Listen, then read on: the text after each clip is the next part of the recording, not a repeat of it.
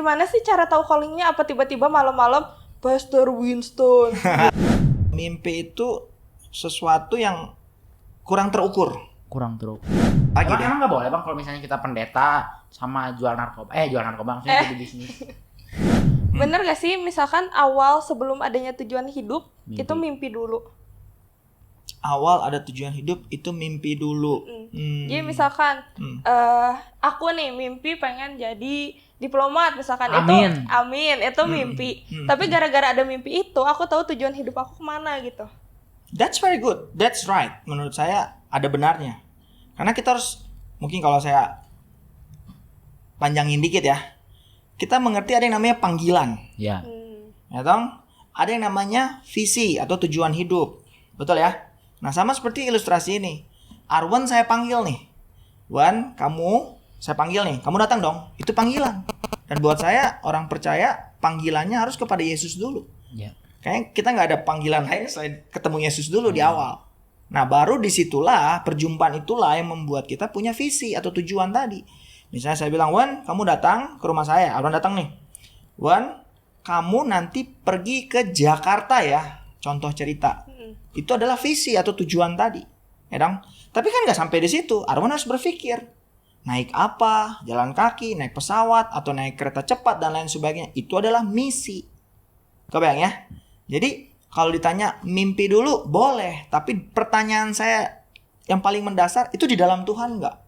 Itu panggilan kamu yang kamu temukan di dalam Tuhan nggak? Wah. Tangkap ya? Nangkap. Gitu. Cuman salah nggak sih kalau kita punya panggilan hidup tuh untuk sukses, untuk kaya, untuk sukses? Enggak, sama sekali enggak. Asal kita tahu tujuan hidupnya adalah untuk sukses. Nah, ini jadi masalah mungkin dalam konteks terlalu general ya. Sukses itu kan relatif ya. Sukses saya dengan sukses kamu juga beda. Tapi yang terpenting adalah the why atau kenapa kita sukses. Wow. Karena itu yang akan menjagain kita terus. Sukses itu relatif banget. Kamu punya 10 sukses, saya 1000 baru saya bilang sukses. Jadi kan relatif. Ya, jadi kalau bisa visi itu atau tujuan hidup itu jangan terlalu ngambang atau ngawang. Kenapa nggak achievable juga? Jadinya ya nggak achievable ya gimana mau di-achieve gitu loh. Ya, jadi harus ada hal-hal yang praktikal juga, yang terukur gitu loh, measurable gitu lah ya, yang kita harus buat juga dalam tujuan atau visi tadi. Wow, bagus banget. Kadang pernah aku jawab bang, kayak, tujuan hidup saya tuh pengen jadi sukses, nyadar banget mana jadi ini kan, gitu kan, itu kan membuat jadi minder dan gak semangat ya sama untuk mencapai tujuan hidup. Nah, kadang, impian saya pengen jadi kaya nih, inget tuh dari keluarga apa. Menurut abang bagus gak sih kita matahin mimpi karena keluarga kita gak oke nih? Jangan salah, kalau kita berangkat dari ceritanya Yusuf, waktu dia dapat mimpi dari Tuhan hari itu, dan dia ceritakan ke saudaranya, even ke papa mamanya, mereka semua menentang dia. Bahkan kita tahu kakak-kakaknya begitu marah sampai seolah-olah Yusuf ini dibuat mati. Jadi sebenarnya musuh terbesar dari tujuan hidup atau visi kita itu sebenarnya siapa sih? Orang-orang terdekat kita, keluarga kita. Iya. Iya dong. Ngalamin banget. Ya, mereka yang akan, karena mungkin mereka tahu kita dari kecil, dari apapun itu situasinya, jadi mereka tuh relate banget. Jadi it's okay banget kalau kita tahu itu yang Tuhan taruhkan di hati kita, kita terpanggil untuk itu dan Tuhan kasih visinya untuk hal itu, just do it. Karena memang visinya Tuhan sendiri yang akan membuat jalannya juga. Oke? Itu kali Fit. Jadi jangan terpengaruh dengan apa kata orang. Karena visi itu harusnya datangnya dari Tuhan, bukan dari orang. Ya. Dulu aku kayak gitu sampai jadi gak semangat lah, sampai merasa nggak ada yang support nih. Jadinya matiin mimpinya. Ketemu abang punya pengharapan. Punya pengharapan. Jalan terus, oke. Harus punya visi, harus punya tujuan. Punya pengharapan. Bang, aku mau nanya nih bang. Mungkin gak sih waktu kita tuh udah ada di panggilan Tuhan, tapi ternyata kita di tengah-tengah nggak bener nih. Terus udah gitu Tuhan punya panggilan lain, mungkin nggak? Mungkin sih. Kitanya nggak bener dalam konteks apa nih? Nakal contoh. Contohnya ya, katanya sempat baca, cuman koreksinya kalau salah ya. Kan Raja Daud tuh kan jadi raja. Terus udah gitu pas jadi raja dia tuh kayak main sama banyak perempuan lah di situ. Cuman kan jadinya raja nggak bener dong. Mungkin gak Tuhan teh kasih panggilan lain supaya digantiin sama orang yang benar. Oke. Tuhan tuh sudah menetapkan sesuatu. Sama seperti kita semua pasti punya handphone ya. Handphone ini kan diciptakan dengan sebuah tujuan, sebuah fungsi. Ketika handphone ini tujuannya apa? Basic tujuannya untuk mencari info, berkomunikasi. Betul ya? Betul. Simpelnya begitu. Tapi kalau handphone ini saya jadiin apa? Ganjelan pintu, sesuai fungsi nggak? Tidak. Enggak. Betul nggak? Betul. Itu jadi namanya abuse, abnormal use. Tidak dipakai sebagaimana fungsinya. Jadi semua orang saya percaya punya tujuan itu. Hanya memang kita perlu menemukan dan akhirnya menghidupinya. Tapi kalau tadi ditanya, dalam perjalanannya berubah, bisa jadi karena kondisi manusia memang labil ya. Ya. Orang manusia ya, kita bukan bicara Tuhan teh tidak pernah berubah, tapi manusianya bisa berubah. Tapi saya pernah baca di Roma, ya Roma bilang begini, Tuhan itu tidak pernah menarik kembali panggilan. Wow. Artinya apa yang udah Tuhan tetapkan itu tetap terjadi. Even dia labil. Bang, tapi jadinya nggak adil nggak sih? Kayak Kenapa? maksudnya harusnya si warga ini punya rakyat yang punya raja yang benar, cuman gara-gara Daudnya nggak benar jadi ikut gak benar gitu kan, bisa digantikan orang lain. Kenapa Tuhan tetap maksa gitu? Itu logika kita. Tapi Tuhan pasti punya yang selalu saya bilang, Allah turut bekerja dalam segala sesuatu untuk mendatangkan kebaikan bagi mereka yang terpanggil dalam rencana Tuhan. Roma 8 ayat 28. Jadi kita tuh selalu berandai-andai dengan pemikiran kita, tapi kita nggak pernah tahu. Betul ya? Ternyata mungkin Daud dalam konteks kamu ya, Daud dibuat sedemikian untuk dia juga boleh mengalami kehancuran hati, untuk dia semakin dekat sama Tuhan sehingga dia bisa create mazmur lebih banyak. Katanya sepertiga mazmur kan Daud yang tulis dan lain sebagainya. Jadi kita nggak pernah bisa melogikakan itu. Tapi yang pasti Tuhan tuh nggak pernah satu salah pilih orang, ya toh. Tapi yang kedua, waktu Tuhan itu pasti terjadi. Setuju. Ya, jadi kita nggak bisa ini kayaknya salah gini kan. Ya, manusia melihat rupa, Tuhan melihat hati. Nah, saya percaya Daud itu, kita panjangin dikit ya, punya banyak masalah dan buat banyak kesalahan, betul ya. Tapi Daud itu berkenan di hadapan Tuhan. Kebayang nggak? Wow. Ya, David ya bahasa Inggrisnya. David itu berkenan di hadapan Tuhan. Karena dikatakan David itu atau Daud itu dia mengerjakan kehendak Tuhan, walaupun dia banyak salah. Beda dengan raja sebelumnya Saul. Cuman satu loh pelanggarannya. Dia nggak nunggu hari itu Nabi Samuel datang untuk mempersembahkan korban. Udahlah lama, gue bikin aja gitu ya. Dan akhirnya Tuhan menggantikan dia dengan Daud. Urapannya diberikan kepada Daud. Kebayang ya?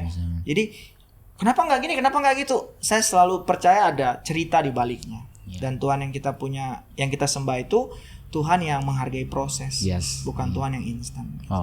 Keren banget. Itu sih.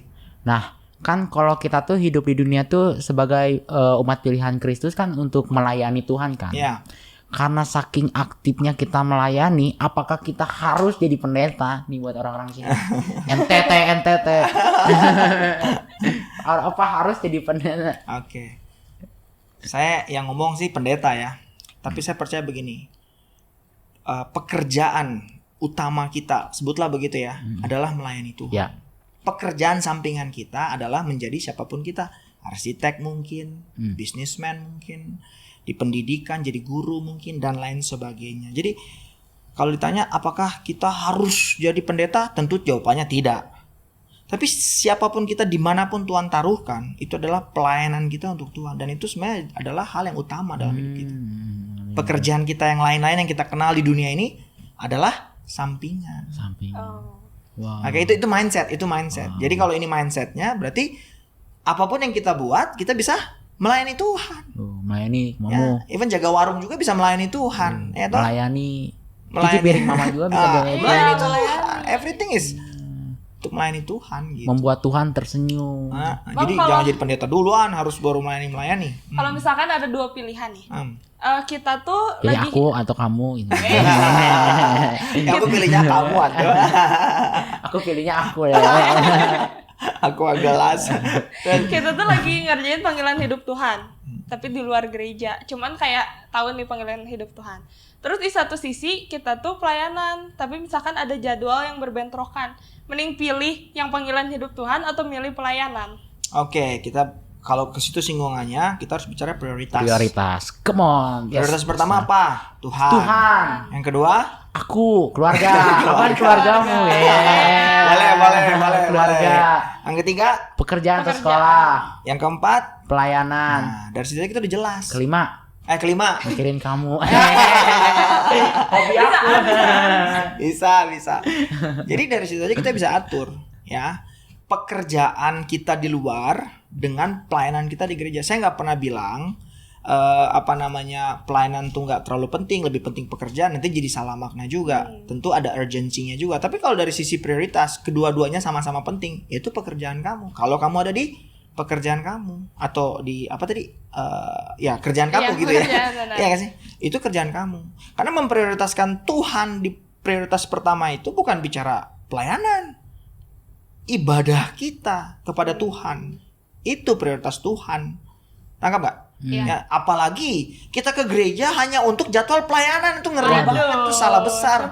Itu salah. Bagian ini aku potong, terus aku share ke itu salah. Jadi kita itu ke gereja untuk menyembah Tuhan di rumah Tuhan, untuk membawa tubuh kita sebagai persembahan yang hidup, itulah ibadahmu yang sejati, kata Roma 1. Betul nggak?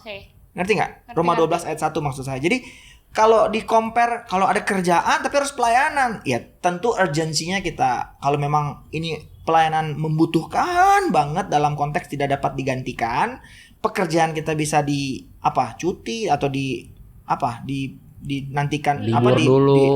Gitu loh maksud saya. Ya boleh dong. Tapi kalau dalam konteks yang sama pentingnya enggak. Pekerjaan harus kita utama. Bagus banget. Bagi yang bekerja, bagi yang sekolah.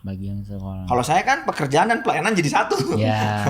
Jadi tapi dua-duanya. Kalau menurut prioritas kayak gitu, aku boleh nggak beropini lah ya. Oke, silakan Dev. Menurut aku tuh kurang setuju kalau Tuhan, keluarga, sekolah, pelayanan. Tapi aku menurutnya setiap angka 1, 2, 3, 4 itu Tuhan menurut aku. Karena ada orang yang ngerti, prioritas pertama gereja. Wah, harus rohani di gereja. Berarti kalau di sekolah nggak usah rohani. Betul banget. Nah, aku tuh jadi orang tuh mikirnya kayak gitu. Betul banget. Di keluarga kita bawa Tuhan. Tadi di pekerjaan, di sekolah bawa Tuhan. Terus apa lagi? Di pelayanan ya bawa Tuhan, udah jelas ya. Ya itulah mengapa tadi saya bilang pekerjaan atau job utama kita tuh bukan sekolah, ya bawa Tuhan itu kan. Oh iya, bawa Tuhan dimanapun kita berada.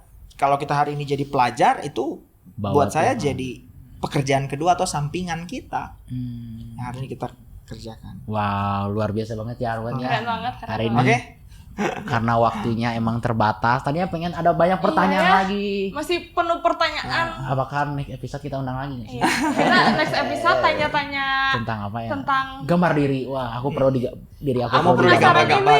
Fun fact Alkitab. Wah, iya, sedih banget. Siapa tuh yang mau tuh? Benar banget. Aku boleh waktu itu ngobrol sama Bang Inton ngomongin tentang fun fact Alkitab. Wah, ternyata seru banget. Waktu itu sampai 3 jam di mobil sampai ada orang celaka pun. Kita berdoa nih. Wah, aku juga hampir gak kemakan omongan orang ateis gara-gara Bang Inton. Iya, Bang. Keren banget loh. Tapi panggil lagi satu yang lebih kompeten. Apa tuh? Profastor. Aduh, tuh, agak takut nanyanya, agak tuh. gemeteran ya. Kalau gue kan lebih santai-santai aja dulu. Pastor, gitu nanyanya. Kata-katanya buat anak muda yang lagi mencari tujuan hidupnya, Bang. Kata-kata. Aku lihatnya ke sini atau kemana nih? Kesini aja, Bang. Kesini. So, guys, saya selalu percaya ini. Tragedi terbesar dalam hidup ini bukan kematian, tapi hidup tanpa tujuan. Come on. Ya. Orang paling takut mati katanya. Tapi hari ini kalau kalian dengar, walaupun ini seru gitu ya ngomongnya ya, yang lebih mengerikan itu hidup tanpa tujuan. Come on. Kebayang ya. Kita mau jadi apa, kita nggak tahu jadi apa. Waduh, kayaknya lebih ngeri. Hidup lagi itu masalahnya. Itu sih kalau saya boleh berpesan. Jadi kejar tujuan hidupmu. Itu penting dan itulah sebenarnya segala-galanya yang kamu harus temukan di dunia ini. Keren banget Bang Inton. Hidup nggak punya tujuan hidup pula. Oke, terima kasih buat teman-teman yang udah nonton sampai akhir. Terus buat support channel kita untuk tekan tombol like dan subscribe-nya. Alwan, gimana Alwan? Jangan lupa nantiin episode-episode selanjutnya Betul. ya. Sebelum itu kita ada yel-yel dulu nggak sih? Iya Bang, iya Bang. Yel gimana? Set gini set. Aduh. Itu ada mikrofon di sini. Gini. Set. Oke. Terus Aku mulai ya. Oke. GOOD. Good job. See you next episode.